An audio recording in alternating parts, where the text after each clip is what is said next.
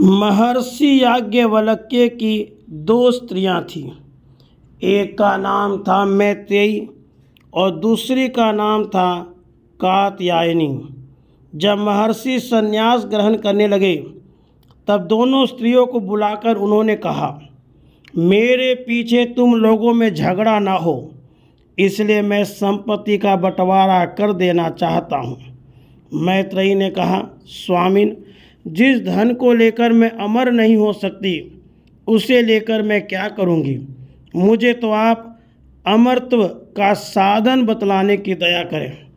याज्ञवल्क्य ने कहा, मैत्रेयी, तुमने बड़ी सुंदर बात पूछी। वस्तुतः इस विश्व में परम धन आत्मा ही है। उसी की प्रियता के कारण अन्य धन, जन आदि प्रिय प्रतीत होते हैं। इसलिए आत्मा ही सुनने, मनन करने और जानने योग्य है। इस आत्मा से कुछ भी भिन्न नहीं है। ये देवता, ये प्राणी वर्ग, ये सारा विश्व जो कुछ भी है सभी आत्मा है। ये ऋग आदि वेद, इतिहास, पुराण, उपनिषद, श्लोक, सूत्र, मंत्र विवरण और सारी विद्याएं इस परमात्मा के ही निस्वास हैं। यह परमात्म तत्व अनंत, अपार और विज्ञान घन है। यह इन भूतों से प्रकट होकर उन्हीं के साथ अदृश्य हो जाता है।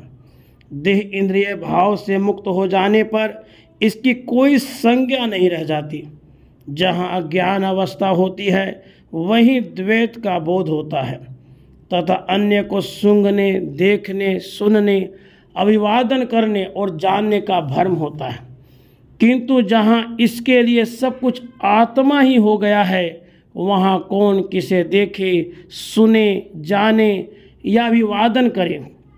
वहाँ कैसा शोक, कैसा मोह, कैसी मृत्यु, जहाँ सब कुछ एकमात्र विज्ञान आनंद घन परमात्मा ही हर जगह दिख रहा है।